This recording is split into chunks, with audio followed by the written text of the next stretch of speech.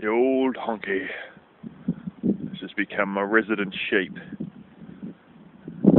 He just seems to hang around just about all day around the house. There he goes, behind the laundry. I don't know how many times I've come out in the morning and he's clanging through the blooming plum trees or whatever. He just this hasn't happened 1 or 2 days. This has been going on for weeks. He'll be over here eating in the mornings, or I'll walk out and he'll be literally standing right next to the wheelbarrow. And then he'll do a big runner and, well, not even a big runner. He's not even worried if I'm 3 metres away now. And he walks over the roof sheets back there, as you can see sometimes in the mornings and that. And I'll hear him crashing through the plum tree. Sometimes he's just out there, just out going towards those other trees out there, but he just seems to be the resident sheep he's designated himself, and the rest of the flock at the moment is at my parents' place, and he's still here. He's always just here. He's an old ram. Honestly, I think he's about 9 years old, maybe 10 years old. I mean, he's probably only got about 6 months and he's just going to drop dead, but he's designated himself as the animal that's going to save me mowing the grass, and as a result, reduce my fire risk.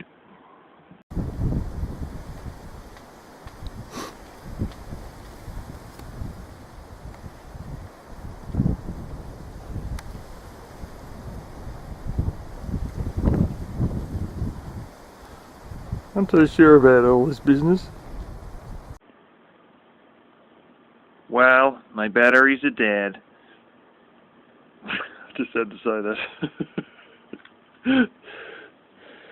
These are batteries that my uncle has dropped around here.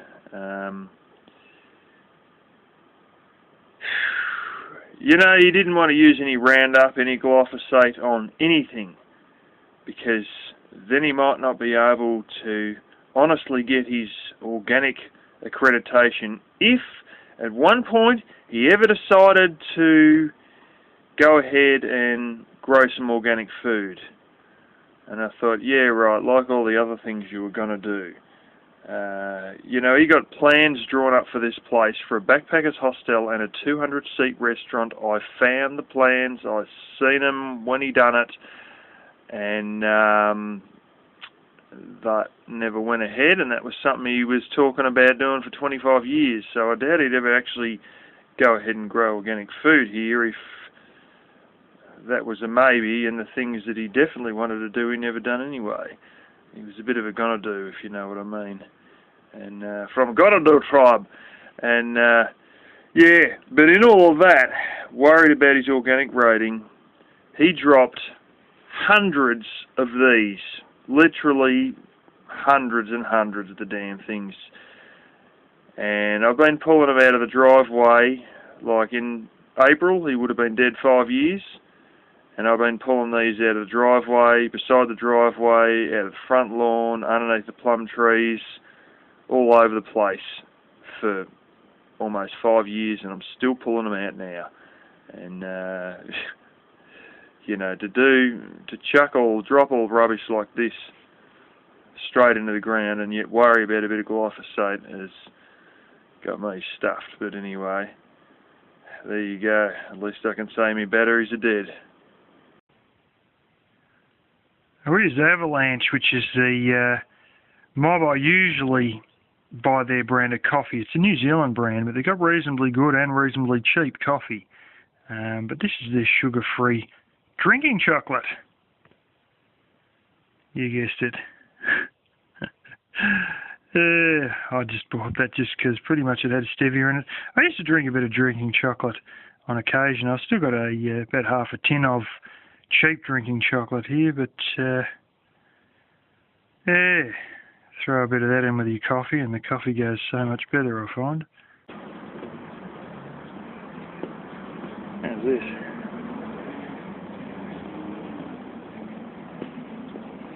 Real deal bluestone with a gutter in the middle. This is a city I come to occasionally. Had a lot of wealth, extreme gold wealth back in the day. And They're just a bunch of poor farmers and a whole stack of single mums.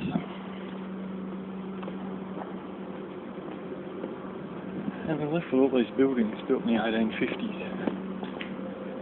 All old classics. And all your little side streets. The same ones that were there in the 1850s.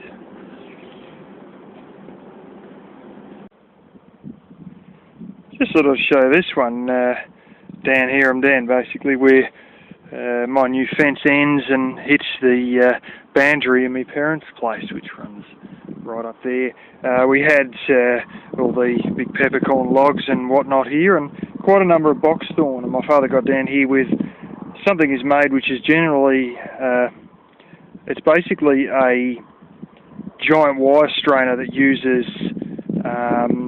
chain shorteners for cranes to hook onto a piece of crane chain, and it's an immensely powerful device, completely hand powered. It takes a while to get there, but you can rip out entire boxthorns with it, as he did. Now you can see there he sort of ripped out where the heart of it was in that hole there, which boxthorns are a bit different. With a lot of trees and whatever, once you basically get the heart, which is your bit just under the ground there, where it goes from trunk into roots, you wipe it out. Not with a boxthorn. The heart was there, the heart's got a few dregs left, but basically gone. And then out on the side here, right about there, I pulled this one up. And where my index finger there is, from there on was in the dirt. This, from my index finger back, was where it was out of the dirt. What do you know? Green shoots. Fires up without a problem. Even though it's just a little bit of root, that's just got a little bit of it still hanging out of the ground. It's like blooming runners, you know. You rip the heart out and the roots just pretty much become like runners. And that's one of the magical stunts that boxthorn plays on you. And that will happen with about 20% of all plants that you rip the heart out of. And this is one of the ways in which it makes itself such an unbeatable plant. Anyway, I'll throw them on the bonfire heap with everything else. And look at this one here. This I found underneath the thicket. I believe this had been chopped out and just left there, and probably dropped all the seeds and then actually started the thicket just from this one giant bloody bit of boxthorn. That's a decent sized piece of boxthorn there, as you can well see.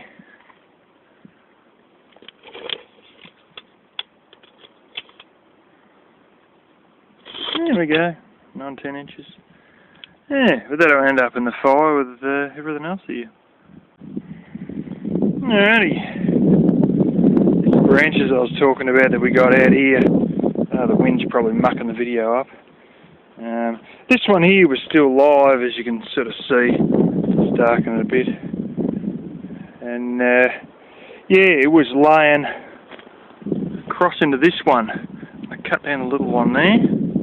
It's still laying there for another 2 days. I played for flipping a couple of hours trying to cut it with a useless pruning saw there, and also here where it eventually broke. Yeah, that come down with a colossal bloody noise a few days later. In the process of pulling this with ropes, I actually managed to jiggle and shake off this one here. And then, using a bit of timber there, I poked and played around and got this out. These are decent bloody size too. So, yeah, that'll go good for a couple of nights in winter or whatever. Wood stove going, wood heater running during the day, whatever. Birds are crapping on it, but look here, you can see where it's been rubbing against a tree. Flipping ages, you see it creaking at night. It's sort of made it all smoothish to a different colour there. Okay, got to sort through this old crap. As you can see, that's a tangle of wire there. Another few that I got from under the plum tree there. Yeah, she's scrap metal day. You know, I was hoping to get some decent sheets of scrap metal in here, like, you know, sheets like that. And I don't think we'll be able to fit them in, to be quite honest. This is random lumps and chunks. Have a look at this one. Stainless steel cog. And here's all the wire from the fence that I, well, took apart yesterday, or cut out yesterday, and stacked all the logs up. We're coming up to the sides of the trailer, and I haven't even got in the main thingos here. Got a few lids off of those.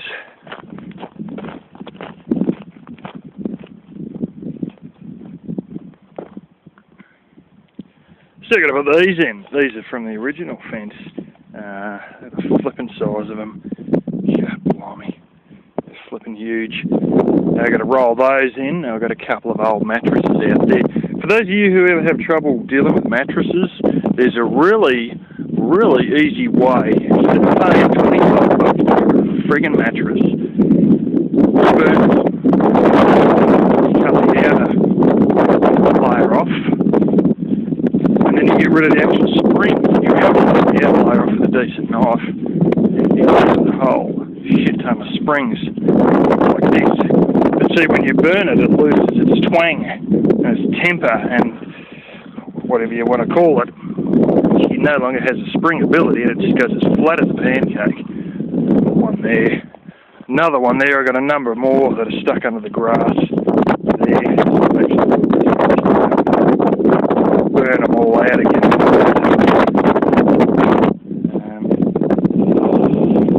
And we can see the big tank on the back of the old truck there. That's the truck to go one day. So was this. I don't think we'll get that in either. Filling up around here. Anyway, I'm going to get rid of some of this stuff.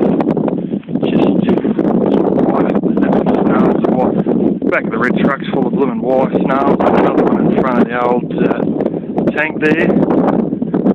And God, I just get sick of them. There's nothing. It's so hard just to store and stopping the grass growing through them all the damn time. Still got loose tangles of wire there still as well. Never ends.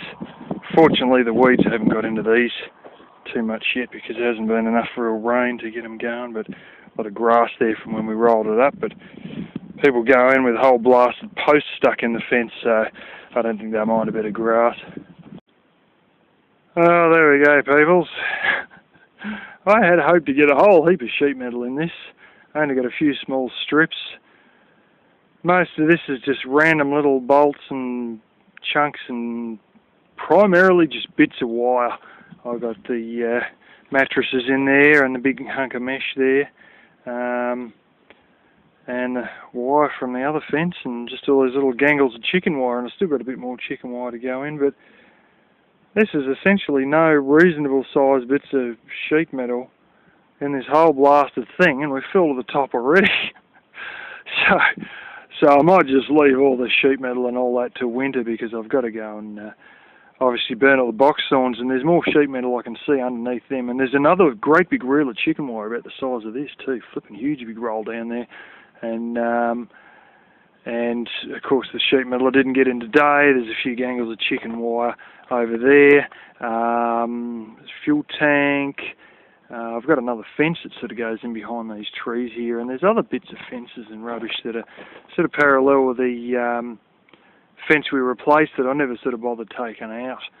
And yeah, of course, when we move that bunch of box thorns there, some of that fence is going to get torn up, and I've got to take the rest of it out and do more rubbish. Plus, I've got to try and start making tree guards out of good solid mesh, sort of like some of this, to allow the trees to get a decent size, so they don't keep getting bitten off and just basically clipped off at the top by all the flipping rabbits all the time.